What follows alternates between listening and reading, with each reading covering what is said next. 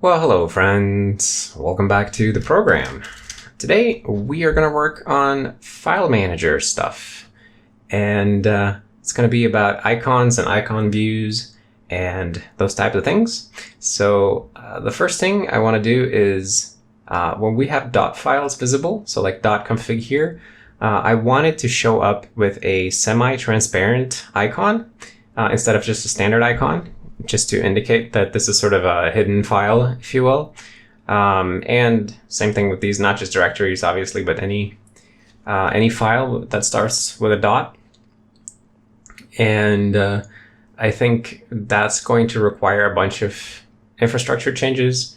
And also we noticed that actually dot files are not showing up here on the left-hand side, despite me enabling them. So that's a bug. Maybe we start by fixing that. And also something that has been bothering me forever about icon views is that there is a dead zone between the icon and the label, where if you click here where I'm pointing now, it doesn't activate the icon. You have to hit the icon or hit the text. But if you click in between, there's a void there, and that just is not good usability. So we're going to do something about that as well. And yeah, so let's just start with the show. What was it? Show dot files. In File Manager. So when we toggle this action, then we call directory view set should show dot files, but we don't do anything with the tree view. So really what we should do here is just say like tree view. Oh wait, we have to tell the data model to do this.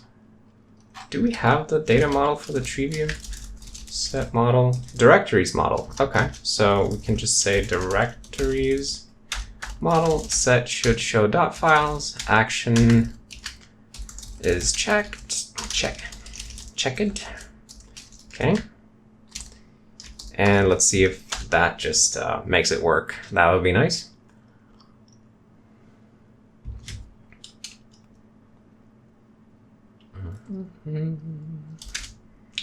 Okay, so show dot files, and look at that. We have .config in the tree view as well. So that was a very fast bug fix. Let's say file manager make show dot files. Oh, oops, I have to see, what do I have here stashed? Oh, disabling the sound stuff. Let me just get rid of that first. Usually that's on my video hacks branch already. Disable sound. Oh, it doesn't like my commit message. I see. Disable sound. And then file manager make show dot files affect the tree view as well. Previously, this only affected the main directory view. Yeah, so that's a nice improvement. Now let's look at making these show up as semi-transparent. So the way the icon is communicated is via the file system model, which is a data model used by File Manager to fill these item views depending on which one you're using. They all use the same file system model as a data source. And when you query the model role icon in the CPP file, model role, here, then return icon for node. So this will do a bunch of stuff to figure out what's an appropriate icon for the item that you're looking at.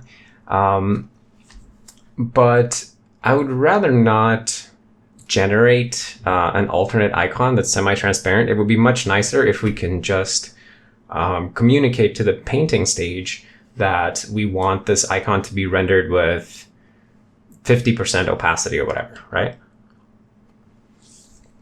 So I think what we would want is a new model role, maybe something like opacity, right? That would affect the opacity of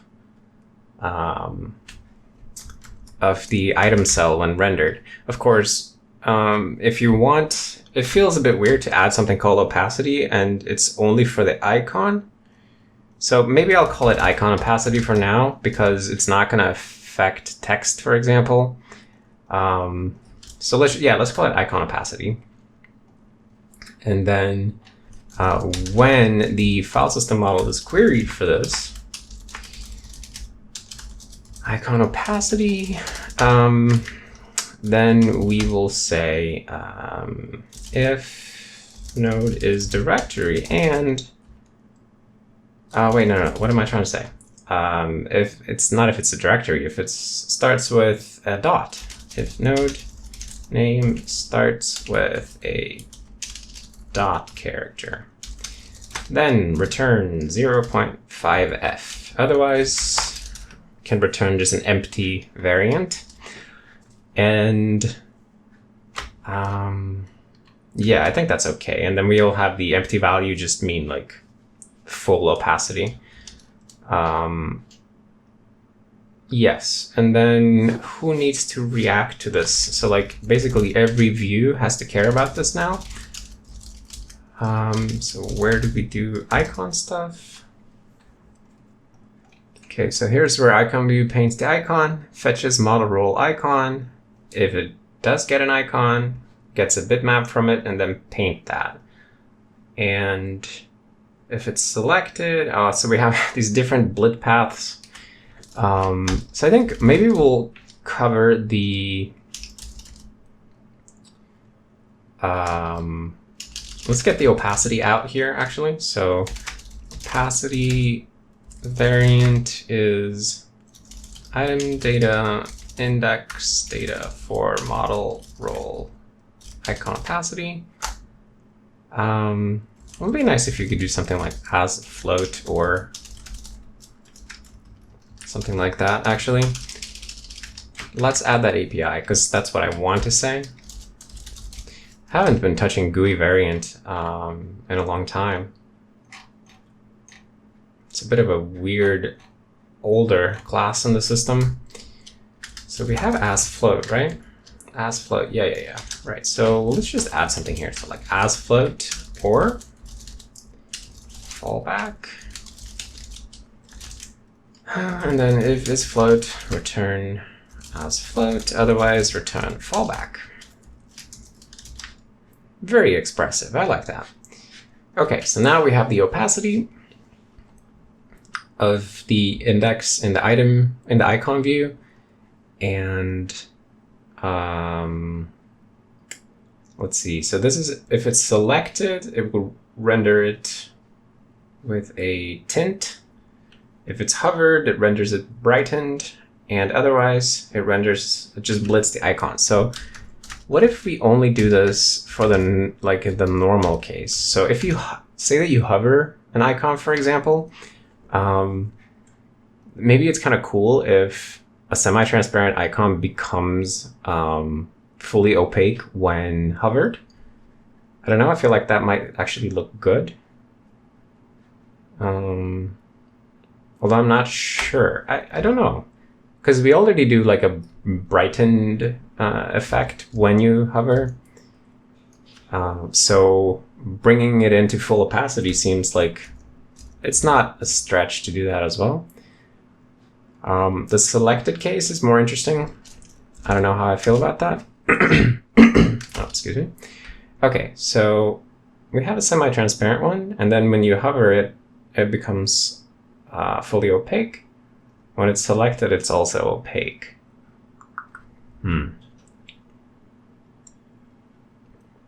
This actually makes sense to me, because like if I'm going to interact with this, then it's no longer hidden. Like I'm focusing my sight on it, right? And I'm seeing it, so it's not hidden anymore. That makes sense in my head, and it feels intuitive that they sort of pop out of obscurity when interacted with or when hovered. So I think I do like it. Yeah, let's go with that. So let's see. Then let's just, now we have to do this in all the different item views. So that's icon view. Let's do table view. Table view paint event for icon. I guess get the opacity. The index has a different name here. It's cell index. Actually, we only need that here. So we passed that, okay. Also, let's not compute the opacity unless we need it. So fixing up icon view there. And then in tree view is icon. Tree view seems a bit, wait, we have two cases? Oh, tree column and non-tree column. Well, we can fix this. So let's see. We have the cell index and the opacity, and also let's see, the opacity. Okay. And then, but it's not cell index.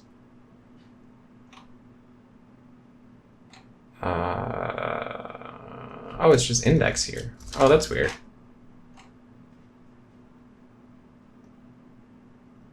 Index versus cell index.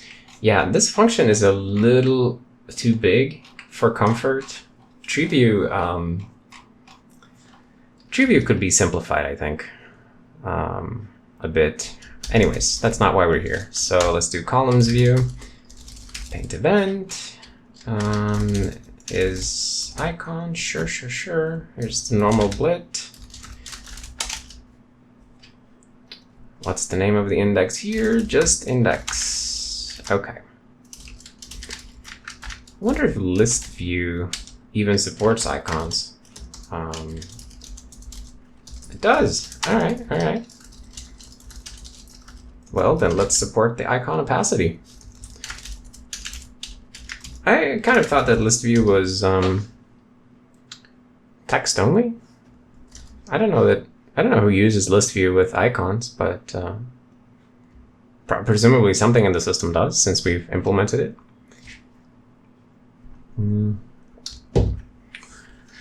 Okay, so what am I forgot what I was doing. Okay, here we are. So look at that. We have the semi-transparent dot file directory here. When I hover it, it looks nice and full. Switching to different views. Yep. Same behavior. Dot files, semi-transparent. Columns view. That looks really cool, actually. I like that. Yeah. Really tasteful. All right, let's commit some stuff. So we'll start with variant. Lib GUI. Add variant as float or fallback.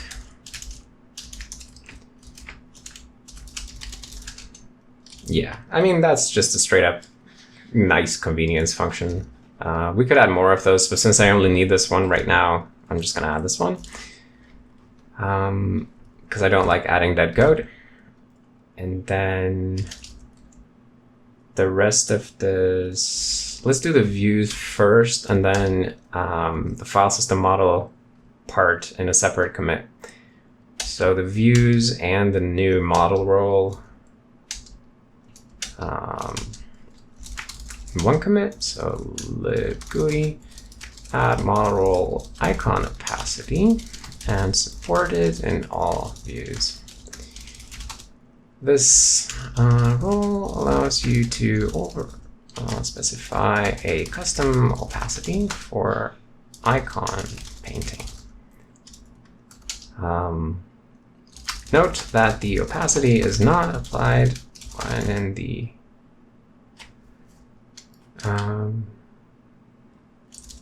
opacity is not in effect when the item is either selected and or hovered. Okay. And then, yeah, that's the file system model change. So GUI file system. The file system model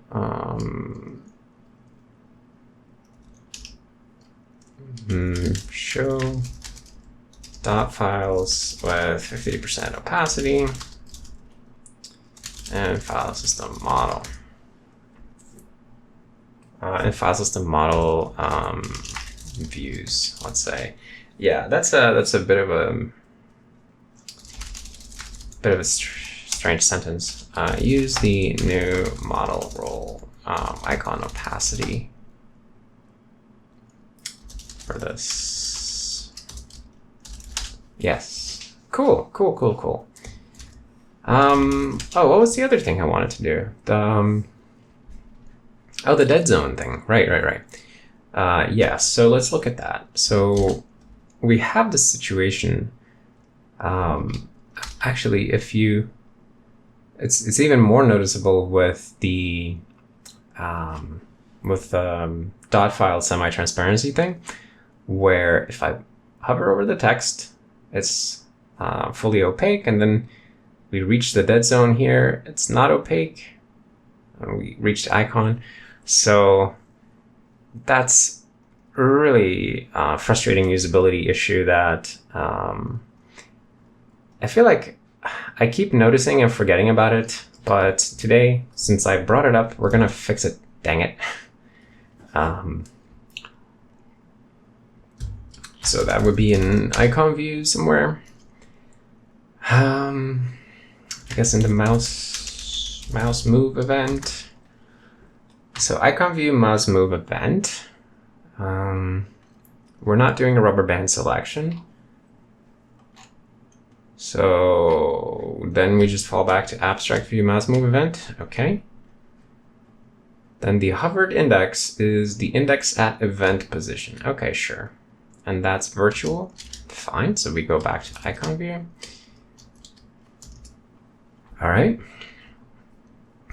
So we compute the content position and then query for the item data from the content position, which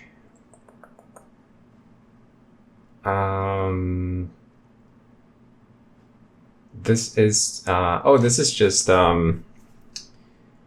just like telling you which grid item you clicked. So it's not like it's not very precise. It's just subdividing the entire content space into a cell grid with rows and columns, and then giving you the item data object for the grid cell that you hit. So is containing. So okay, so we get the item data from the content position, so like the grid item basically, and then we ask the grid item, do you contain the position? To which he says, if icon rect contains the point or if text rect contains the point, then the item data is considered to contain the point. Okay, so I bet you that icon rect and text rect are the hot rects or active rects or whatever, the clickable rects. So how about at the very end of paint event here, we will simply paint these rectangles. Draw rect, item data dot icon rect, and we will do the icon in magenta, and the text rect in red. All right. Then we can see what they look like. Because they, yeah, you can already see them here on the desktop. Okay, yeah, so here we go. This is a visualization of the problem. So here you can see the dead zone between the icon and the text. And also the icon is very, very snug, right? If you click even 1 pixel outside the icon, you are not activating the item. And I feel like we could afford to give the user a little bit of fudge factor here, right? Like if you click right next to an icon, it's okay if we still activate it, I think. And certainly if you click in between, that would be okay. Look at this, even with the rubber banding, like you can rubber band in the dead zone and miss all these icons. That's so weird.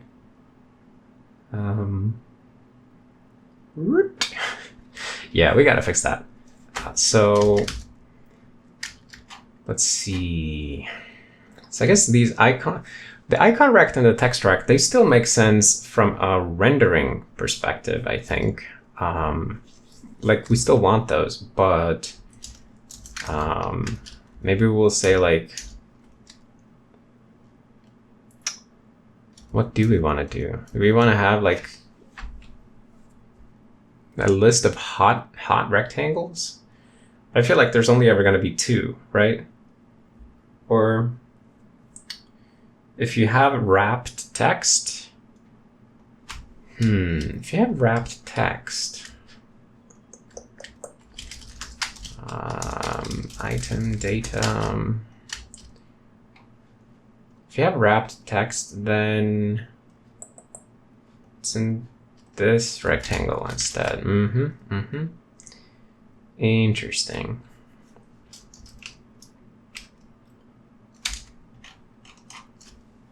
Which means that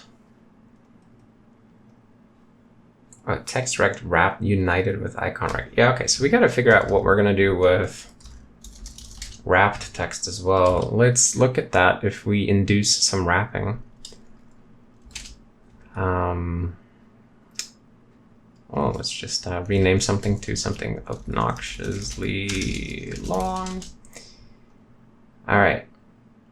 Oh, I see. Look at that. The text, it grows to accommodate the wrapping. So if you click here, that's fine. That's probably okay. Also, this is such a naive wrapping algorithm. Now that I look at it, like obviously it should like do word breaking instead of character breaking, but that's an entirely different issue. Not what we're here to do right now. Okay, so I guess all we need to do then is just fudge the numbers. So,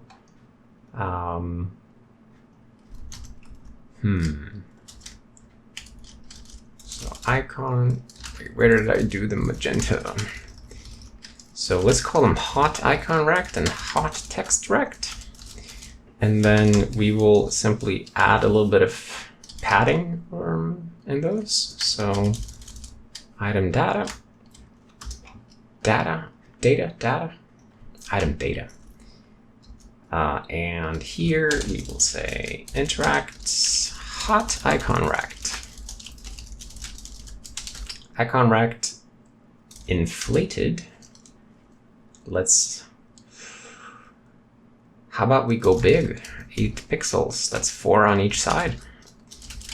And for the text icon rect, maybe we don't need to fatten that quite as much. So like maybe just 1 pixel on each side. And that should be the text rect inflated. And then here we'll simply use the hot icon rect and the hot text rect for intersection testing and containment testing. Also, what is intersection testing? I got to figure that out, but that seems related. So is intersecting. is for what exactly?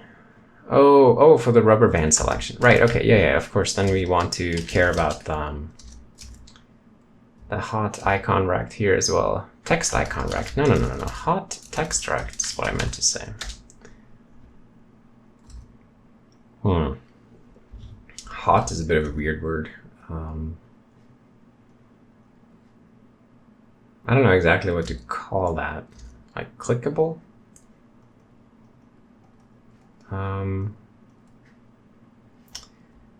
Yeah, so that's certainly an improvement. Although, wait, it still doesn't. If I go into text now, it doesn't care. Wait, what?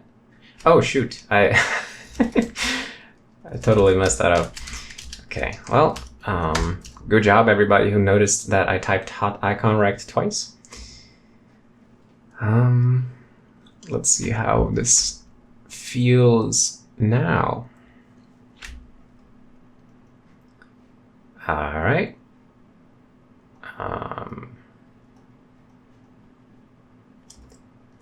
Yeah, that seems very reasonable. And then, of course, there's no dead zone anymore. Excellent. And yeah, so we have a tiny bit of fudge around the text and a little bit more fudge around the icons. But I feel like it's a perfectly reasonable amount of fudge. Like, it's not ambiguous that if I click here, like, oh, did you mean that icon?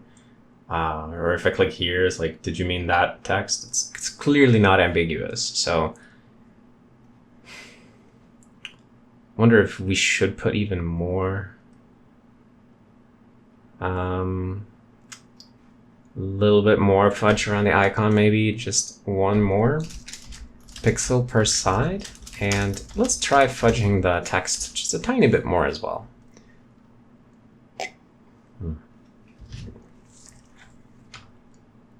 Just to get a look at it.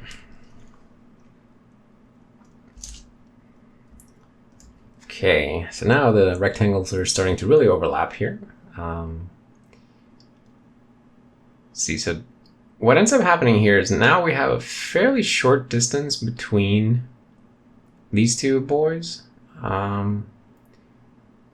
They are getting closer to each other, so I don't know if I like that. I think the snugger text is probably nicer, but we can keep the fudge for the icon, but the snug text I liked better. Okay, so what do we have here? We don't want to draw those outlines, but for everything else, yes we do. So libgui, add some fudge factor around icon view item rects. Previously, there was a dead zone between the item icon and its text in icon views. This meant that you could click between the icon and the text label and hit nothing. This patch improves the situation by inflating the both rects so that they overlap and they get a bit easier to hit, so that they overlap and they both overlap and become a bit easier to hit.